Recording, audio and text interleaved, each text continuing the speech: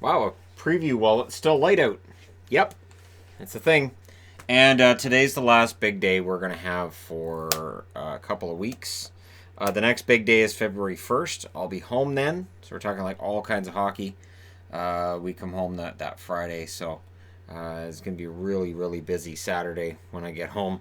But yeah, let's get into the 4 games that we had today because, boy howdy, did these teams know how to get ready for a break. Not that all of them are on a break, but a number of them are. The Capitals in against the Islanders. And this is one of the most unpredictable games I've watched all season. I really honestly, about halfway through this game, said, wow, the Islanders are back. On the power rankings, I've probably been a little bit too cruel to them. By the end of this game, we're going to drop them again. Now, the shots were 3-1 for the Caps at 4 minutes. The Islanders have a 3-on-2. Holtby saved. Not a great game for Braden Holtby. The Caps get a power play for 34 seconds. It turns into a 4-on-4. At 10 minutes and 22 seconds, Ovechkin scores from Backstrom. That's goal number 690, which ties him with Mario Lemieux. 2 behind Yzerman, 4 behind Messier. Keep that in mind. I did do a news video after that 690. I felt it was historic enough to do a video on. And be like, you should have waited. I'm not going to wait, because if I waited, it would have been after this, and then I wouldn't have enough time for this and that news video, and it just would have been a nightmare for the rest of tonight. The Islanders then challenged a goal as being offside. Or no, an Islanders goal was challenged by the Capitals as being offside. They count it. They say, no, it wasn't offside. Nelson did have control of the puck. So Nelson gets the goal from Beauvillier and Bailey at 13-11. Most of the announcers, Caps announcers, agree, yeah, no, that was a good call. One says no. So I thought that was kind of funny. There's one just, no, he didn't have control of the puck. He did. Hagelin takes a penalty 23 seconds later. That leads to a 5-on-3. They don't score on that. However, Cizikas would score from Beauvillier at 15:49. So it's 2-1 in favor of the Islanders. And really, in all honesty, this game is leaning towards the Islanders heavily. There's a solid penalty killed by the Capitals. The Islanders get one shortly thereafter. So coming out of the first period, it's 2-1. Second period, the Islanders get the early chance. Holtby stopped Eberle. Wilson then drew a call. I should say a call with the Cizikas hit. Or no, drew a crowd. That's right. So he hits Cizikas. And everybody kind of didn't like the hit on the other team, although it was a clean hit. There's nothing wrong with it. So yeah, Wilson draws a penalty. As they didn't like his hit on Cizikas. He just made him fall down. That's what you do. The Caps came out of that with the penalty. And then there was almost an own goal by Boychuk. Johnny Boychuk, one of my favorite defensemen. Don't try to stick handle it by whacking it against your goaltender's pads and then picking it up from there. Bad idea. Don't do that. So he did that, got away with it. The Islanders get a power play, and they would score. Eberle from Barzal and Taves at 9:31. So it's 3-1 for the Islanders. The Capitals got a power play. They got another. They didn't score on those. And honestly, everything's coming up in favor of the Islanders. Devon Taves goes down and scores from Komarov and Brassard at 17:25. It is 4-1. The Islanders pushed for another. And this is 7 straight starts for Holtby where he's allowed 3 or more goals. I have said it before. I will say it again. Braden Holtby isn't the best goaltender on the Washington Capitals. So, third period, Samsonov starts the period. Look out, because controversy awaits the goaltending of the Washington Capitals. Hagelin scores from Panik and Jensen at 2:33. Ovechkin would then score his second from Carlson at 5:18, so he passes Mario Lemieux with goal number 691. He's only 203 behind Gretzky.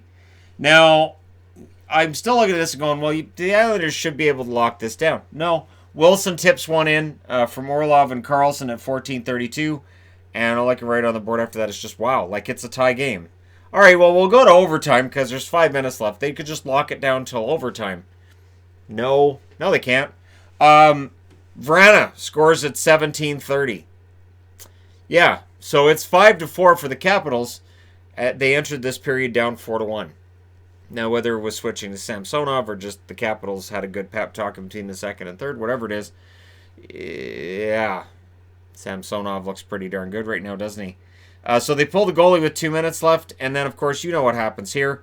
Oshie to Ovechkin. Ovechkin hits the empty net at 19:04. That's his hat trick. Back-to-back hat tricks for Ovechkin, his 26th of his career, and he ties Stevie Yzerman with goal number 692. It's a historic run for Alex Ovechkin that started when he debuted in the NHL and is still going till now. And Ovi is, and I've said this before, he and Mike Bossy are the two greatest goal scorers I've seen. I would put Mario at 3. Gretzky, I believe, is at 4.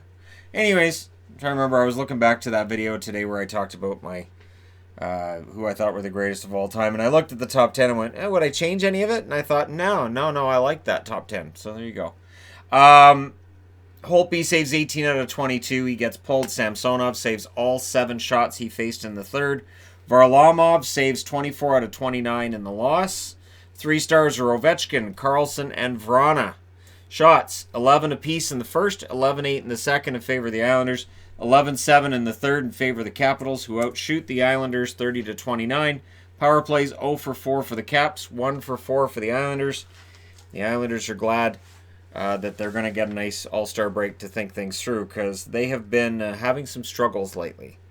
Moving along. Colorado. The Avs at home against the St. Louis Blues.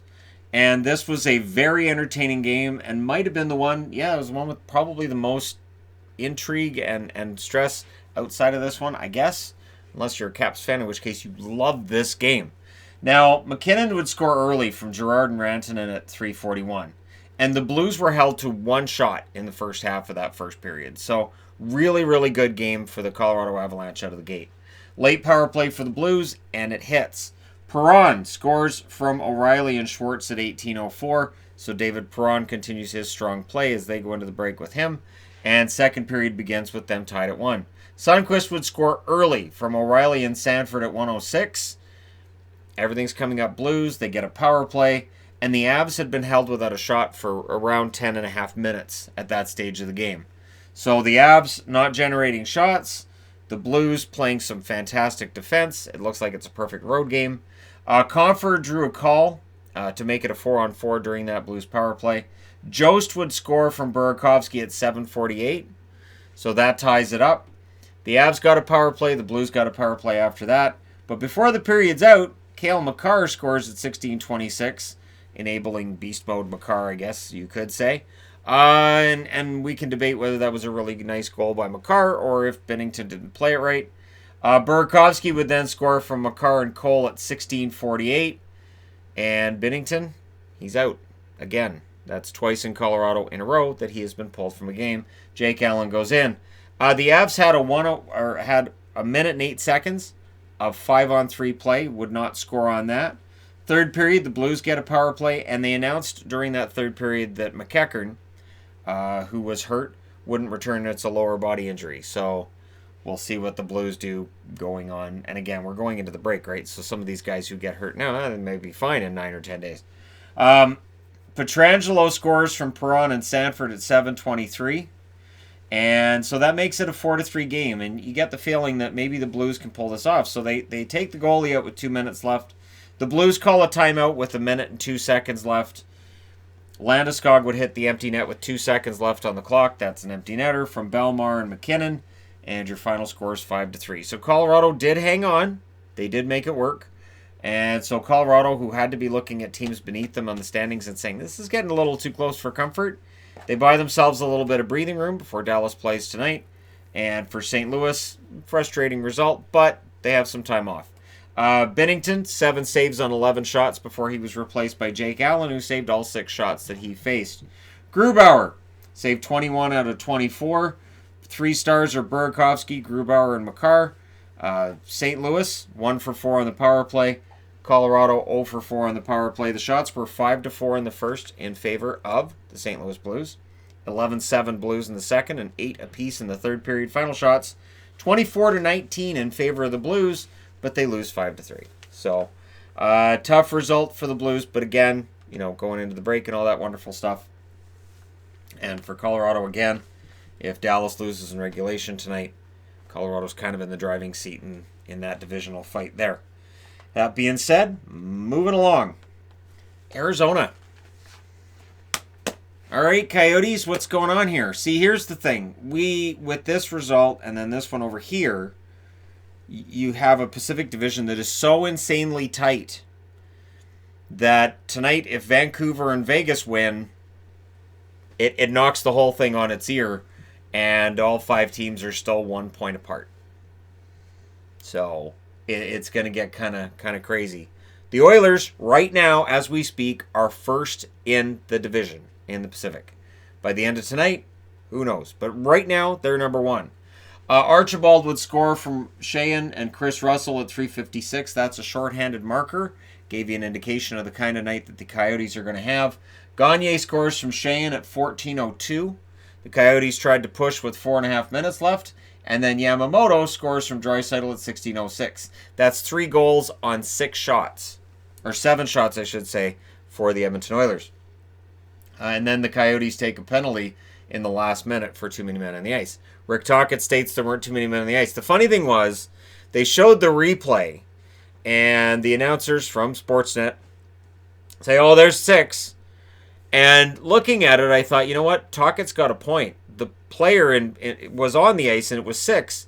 But during any given game, you give them that couple of feet. I know from sitting right near the Canucks bench, I lost count of how many times I thought it was too many men on the ice. And they were definitely giving a lot of leeway in that game.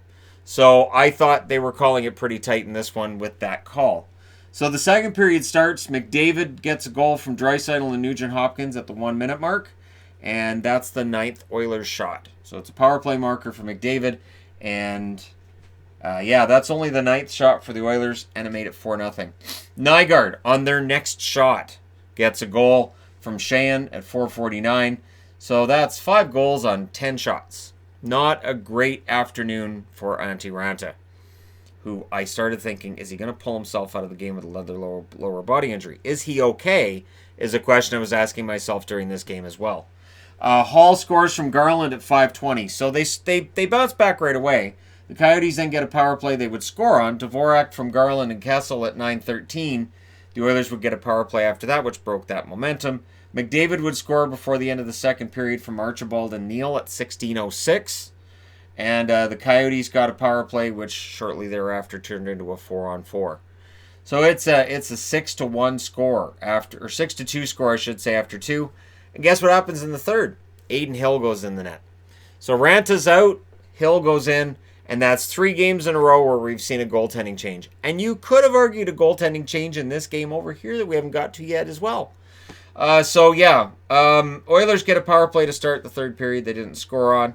The Coyotes had a goal that the Oilers challenged as offside. It was clearly offside, so that one comes back. The Coyotes really need the break. They need the 9-day break. Ekman Larsson would score on the power play from Keller at 11 minutes and 12 seconds. They pulled the goalie because they gave it a shot. Sheahan would hit the empty net from Archibald at 16:14. Riley Sheahan with a good day. Goal and 3 assists. 4-point game for him. So that's good. He would be your first star, second star McDavid, Archibald's third star, and the Oilers get the 7-3 victory. Raanta saves 12 out of 18, and Adin Hill saves all 8 shots he faced. Smith saved 27 out of 30 in the victory. That's his 5th win in a row. So Mike Smith continues his very good play. Shots, 8-7 Oilers in the first, 11-10 in favor of the Coyotes in the second. They outshot the Oilers 12-9 in the third. Final shots, 30-27 in favor of the Coyotes. Power plays, 2 for 4 for Arizona, 1 for 4 for Edmonton. And what a game that was. Seriously. If you're an Oilers fan, you have to feel pretty good coming out of this. And if you're a Coyotes fan, there has to be some concern because, again, all these teams are tightly packed together, and now the Coyotes are starting to drift again, right? Looked like they were getting it together. That game against San Jose was great, and they played really well against Pittsburgh, and now they're drifting away again. So we'll see how long that lasts or if they're able to correct that coming out of the break. Next up, Calgary.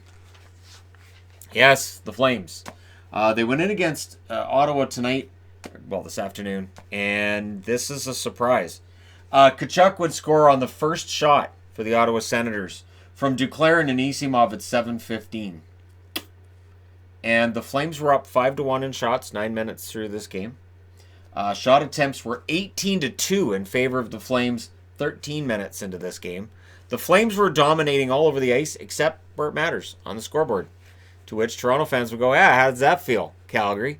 Matt Tkachuk was getting the shots, but Brady had the goal, and that would be the case throughout this game. The shots were 15-2 with 2 minutes left in the period. Really, in all honesty, this was all Calgary. Högberg was really trying to steal this, and he did.